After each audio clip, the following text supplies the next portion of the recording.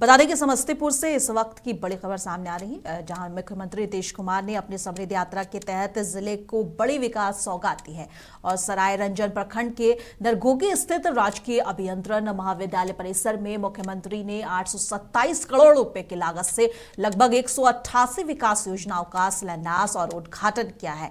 और बता दें कि इस दौरान मुख्यमंत्री ने कई योजनाओं का स्थल निरीक्षण कर अधिकारियों को समयबद्ध और गुणवत्तापूर्ण काम के निर्देश भी दिए हैं। वहीं समस्तीपुर हाउसिंग बोर्ड मैदान में आयोजित जनसभा को संबोधित करते हुए मुख्यमंत्री ने कहा कि सरकार का लक्ष्य गांव से लेकर शहर तक संतुलित विकास और आम जनता को सीधा लाभ पहुंचाना है। 40 लाख लोगों को रोजगार देने का, तो 10-10 बीसी न था जी, तब तो 10 हो गया नौकरी का और 10 रोजगार की जगह पर 40 लाख लोगों को रोजगार हो गया। दोनों को मिला करके अब समझिए कि 50 लाख युवाओं को नौकरी और रोजगार हुआ।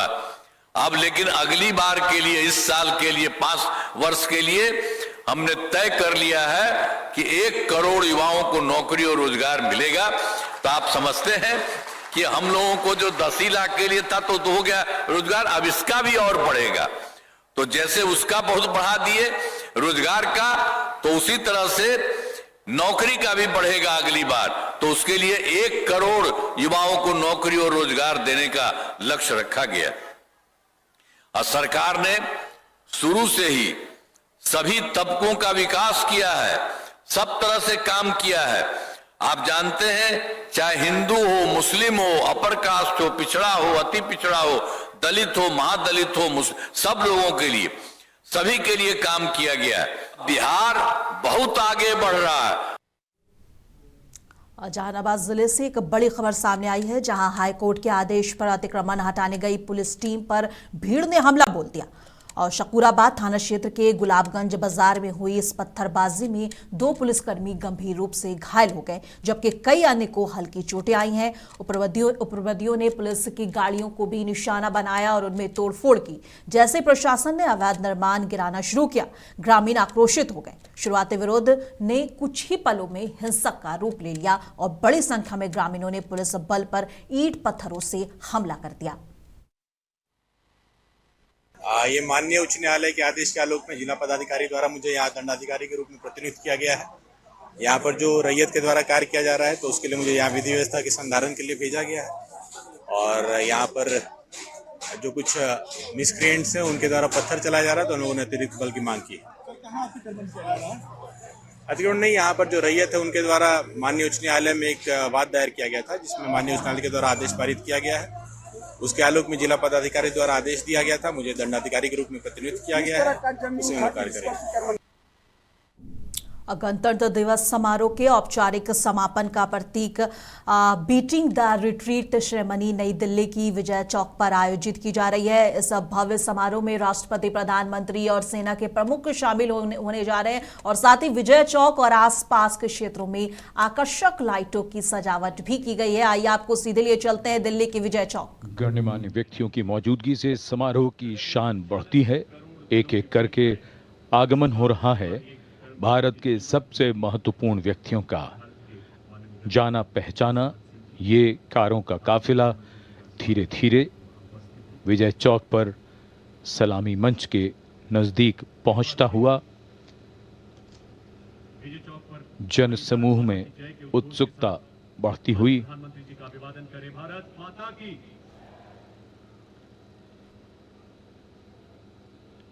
सभी की उत्सुकता और आगमन हो रहा है दुनिया के सबसे बड़े लोकतंत्र के प्रधानमंत्री श्री नरेंद्र मोदी का। उनकी अगवानी के लिए रक्षा मंत्री श्री राजनाथ सिंह मौजूद।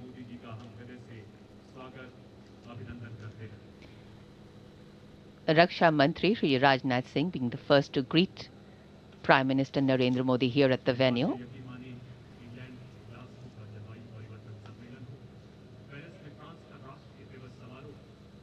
January coming to a close, the biting cold has given to a gentle chill, if there be such a phrase. The weather opening up, and today our eyes and ears are going to open up to sounds and colors of visual delight.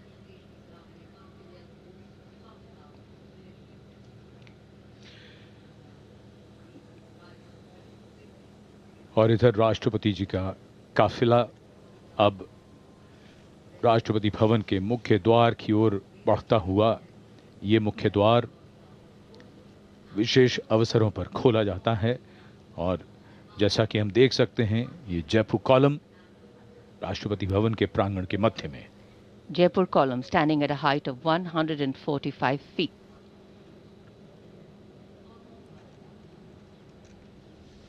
Words inscribed at the base of the Jaipur column, very, very inspirational. In thought, faith; in word, wisdom; in deed, courage; in life, service. So may India be great. The majestic gates of Rashtrapati Bhavan are a work of art in themselves. We can see them in the distance, and here, the clock ticking away, anticipation rising, and of course temperatures will fall when the sun sets, but here excitement writ large. The whole venue has big screens on which the visual images being beamed to you are also being beamed there, and they are going to capture some beautiful formations which gives you a bird's eye view of all the effort into the formation that the bands have put in, and the crowd periodically catches them there too. Vijay Chowk आज शाम गतिविधियों का मंच है।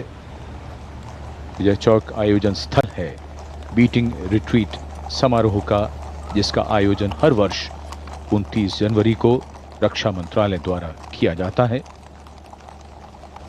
इसमें भारतीय सेना के बैंड तालमेल और अनुशासन के साथ बीटिंग रिट्रीट की प्राचीन परंपरा को पूरी शान के साथ प्रस्तुत करते हैं।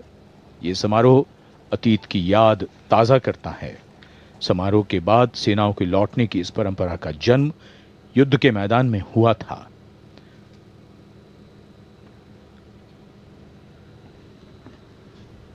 और इस समय विजय चौक पर आगमन हो रहा है देश के माननीय उपराष्ट्रपति जी श्री सीपी राधाकृष्णन का। कुछ ही समय में सजीले शानदार घुड़सवार अंगरक्षकों के साथ The arrival of the Vice President of India, Shri C.P. Radhakrishnan, here at Vijay Chowk. माननीय राष्ट्रपति श्रीमती द्रौपदी मुर्मू जी का आगमन होगा। प्रेसिडेंट बॉडीगार्ड के कमांडेंट है colonel Amit Berwal. Music and the military have always been historically intertwined. The use of music in war and peace times dates back to antiquity.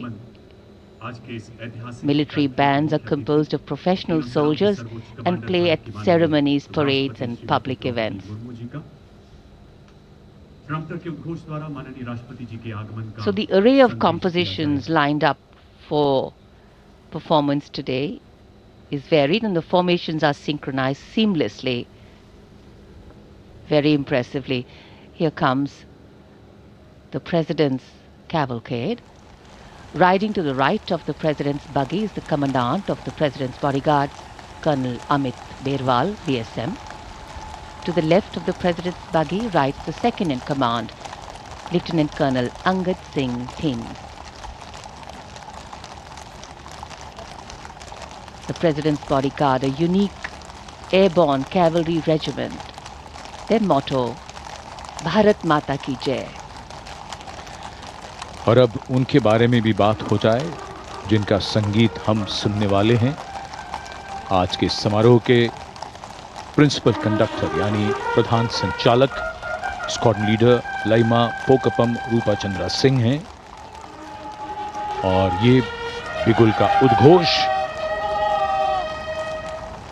जो संकेत है कि आगमन हो रहा है तीनों सेनाओं की सर्वोच्च कमांडर, देश की प्रथम नागरिक, भारत की माननीय राष्ट्रपति जी का।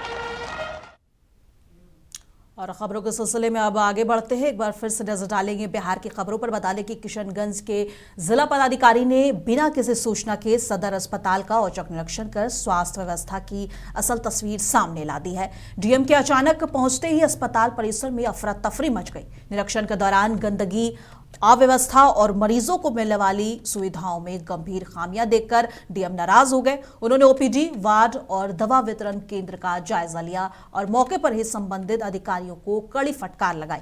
डीएम विशाल राज ने साफ शब्दों में कहा कि स्वास्थ्य सेवाओं में लापरवाही बर्दाश्त नहीं की जाएगी और इस सख्त रुख से मरीजों को बेहतर इलाज की उम्मीद जागी है। नहीं तो इन जनरल जो है हम लोग ये देखने आए थे कि यहाँ जो पेशेंट्स आ रहे हैं उनको किसी तरह की असुविधा ना हो और जो भी उनको जांच करवाना है वो सही से उनका जांच हो और उन्हें किसी तरह से कोई बाहरी व्यक्ति वगैरह किसी तरह गुमराह नहीं किया था। यहाँ पर जांच किया गया, औचक निरीक्षण किया गया, इस तरह का ऐसी समस्या नहीं देखने को मिली है।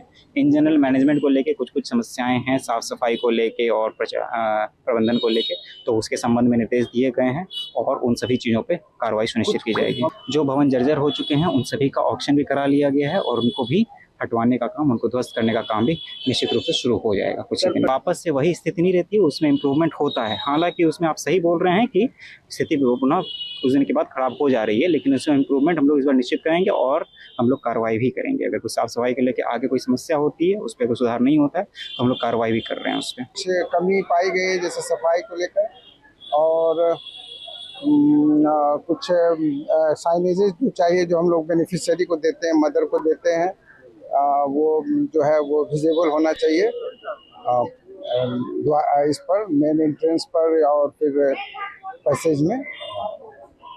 और बाकी सब ठीक रहा, अच्छा रहा। नहीं तो अब भोजपुर जिले के आरा में राष्ट्रीय स्वर्ण क्रांति सेना की राष्ट्रीय अध्यक्ष पूनम सिंह ने यूजीसी के खिलाफ विरोध दर्ज कराते हुए जिला पदाधिकारी तानिया सुल्तानिया को एक ज्ञापन सौंपा है। मीडिया से बातचीत में पूनम ने कहा कि सामान्य वर्ग के छात्रों के लिए किसी भी तरह की स्पष्ट शिकायत निवारण व्यवस्था नहीं की गई है, जबकि झूठी शिकायतों पर लगने वाली दंडात्मक धाराएं हटा दी गई है। इससे निर्दोष छात्रों और शिक्षकों के खिलाफ गलत कार्रवाई का खतरा बढ़ गया है।